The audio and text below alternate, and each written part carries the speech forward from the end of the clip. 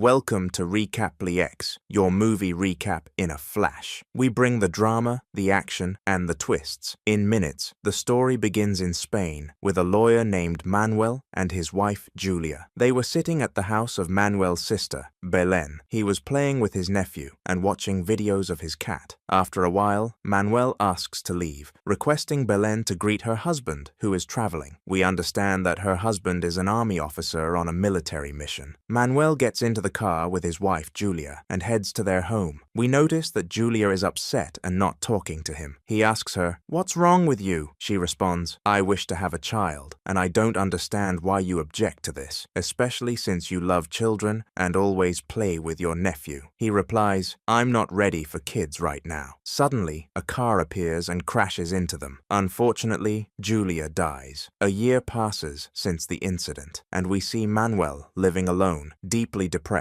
after the death of his beloved wife. He feels guilty and burdened inside because he argued with her before she died. He wishes he had had a child with her. While sitting, he hears about a new virus spreading worldwide. The media says this virus will be more dangerous than COVID-19, and the government warns people to take precautions as there is no treatment for the virus. Manuel, already depressed and self-loathing, doesn't care whether he lives or dies, so he ignores the warnings and lives his life normally. Later, he meets two women who want to buy his boat. We understand that he wants to sell the boat at any cost because every time he enters it, he remembers his wife, recalls old memories, and breaks down emotionally. He gets overwhelmed by memories whenever a buyer comes and refuses to let it go. One night, he calls his sister to check on her and tells her he hasn't sold the boat. She says, "Forget about the boat. Did you see the news about the new virus?" He replies, "I've heard about it." She tells him the situation is getting more dangerous daily and that the military base where her husband works is relocating the entire family to the Canary Islands to be safe from the virus. She asks him to travel with them so she can be assured of his safety since he's living alone in Spain, which only worsens his depression. He tells her, "Leave me alone. I'm comfortable this way. I don't even want to live." She responds, "No way. I've booked you a seat on the first flight to Belgium. Get ready in the morning to board that flight." He replies, "I don't want to upset you, so okay." The next morning, we see him preparing to go to the airport. As soon as he steps out of his house, he's shocked to see most of his neighbors packing their belongings to leave the city. At that moment, he starts to panic, realizing the situation is serious. After a while, he reaches the airport and stands in line. Soon, he's shocked to find that all flights have been cancelled. His anxiety and fear grow, and he doesn't know what to do. Suddenly, everyone receives a message on their phones saying the virus has entered Spain. At that moment, everyone panics and becomes even more terrified. One person even grabs a weapon from airport security and starts shooting at employees, demanding to be allowed to travel. Belén calls her brother and asks him to return home immediately because the virus has started spreading in Spain. She warns him that if he encounters an infected person who turns into a zombie, he won't survive, as zombies bite anyone they encounter. Manuel takes his car to return home, but the roads are completely blocked and no cars are moving. After an hour, he gets frustrated, leaves his car, and walks home. At night, he arrives at his house and is shocked to find one of his neighbors infected with the virus. The government has set up an artificial tunnel for the neighbor to walk through to his car without exposing anyone else to the virus. Manuel stands there, terrified, watching his neighbor, who looks like a wild animal, something he's never seen before. He feels the gravity of the danger he's in and quietly returns to his house. The next day, he follows the news on social media and is stunned to see thousands of people infected, turning into zombies. The government struggles to control the situation. Manuel decides to stay hidden in his house, but the problem is that he needs to go out to get food. He gathers himself and goes to the supermarket. Upon arrival, he's shocked by the chaos. People are panicking and stealing everything in the store. Manuel can't find anything to take. He finds an empty bag of bread, but an old man snatches it from him. Outside the supermarket, Manuel sees an injured officer running into the store and locking himself inside. Manuel stands there, bewildered and unable to comprehend what's happening. He then sees a zombie attacking the officer and biting him. The zombie leaves the food behind and charges at Manuel to eat him.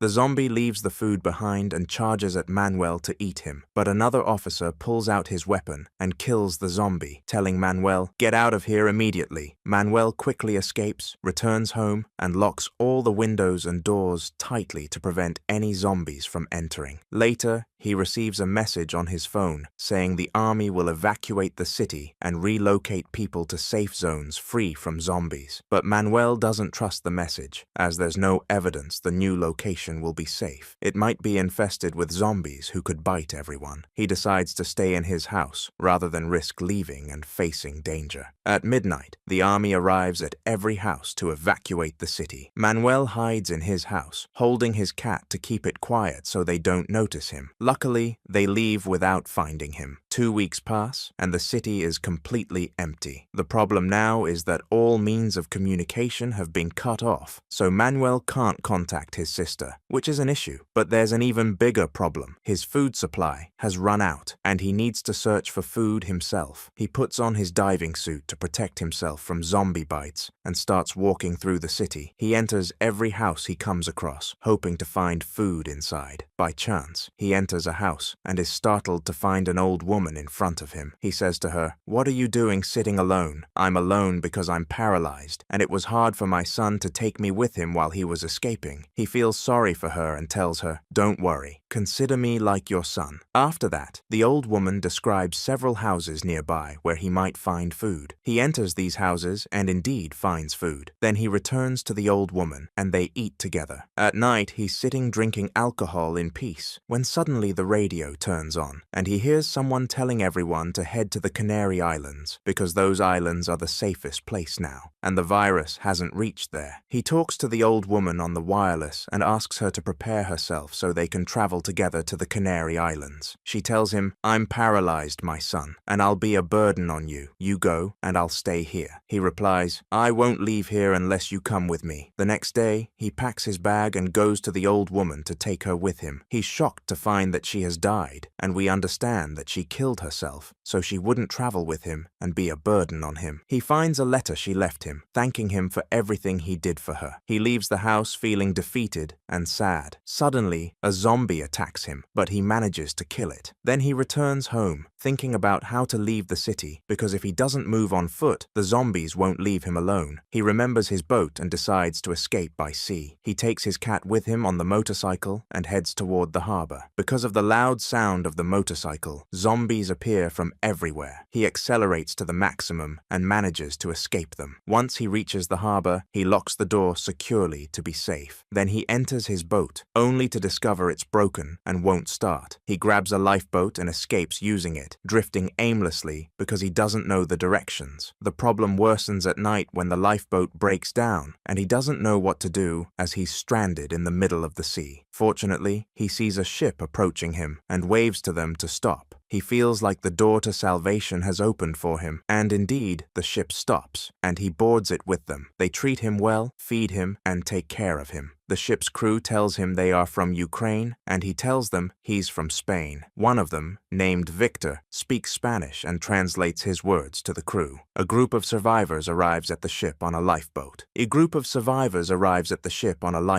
The next day, Manil sits with the ship's crew, and they ask him to tell them the locations of cement factories in the city. Manil is surprised by their request and wonders why they need cement. However, he tells them the locations of the cement factories.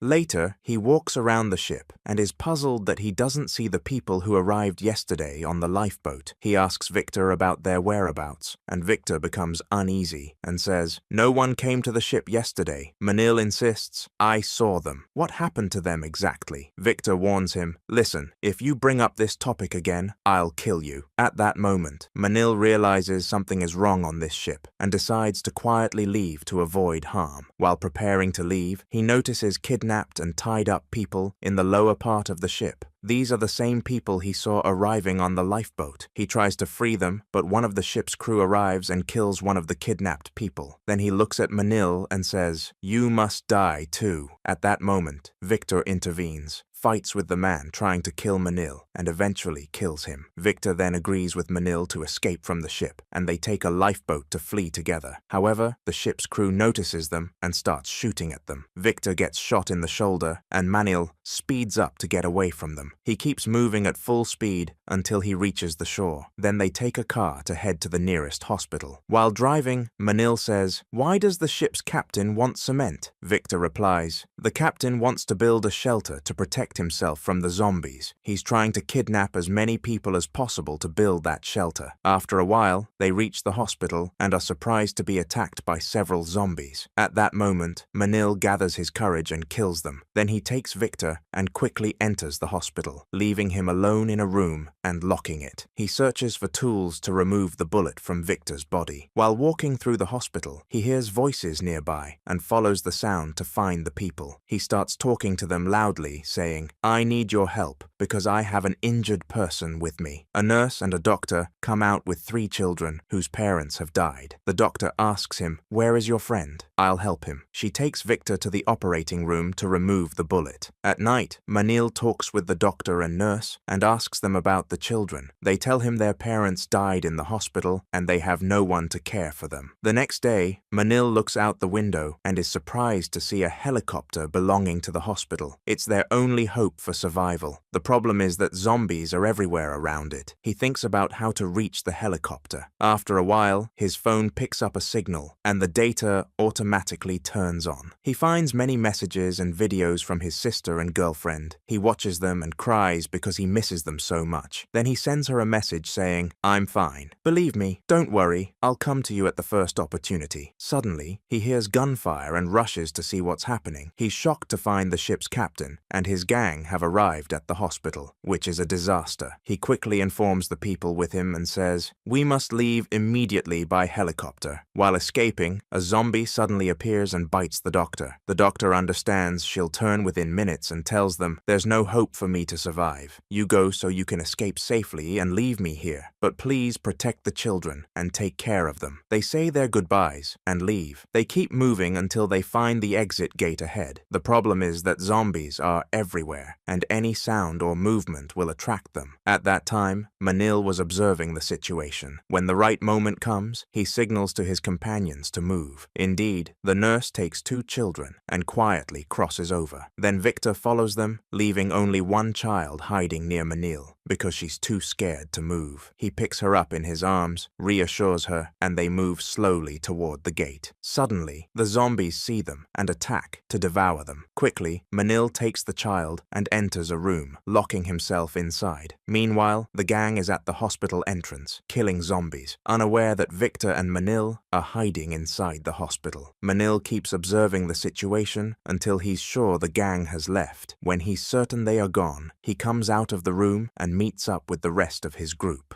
Looking out from a window to check on the helicopter, he sees that zombies are still surrounding it. He needs to come up with a plan to reach it safely with his group. He gathers all the metal stands in the hospital and surrounds themselves with these stands.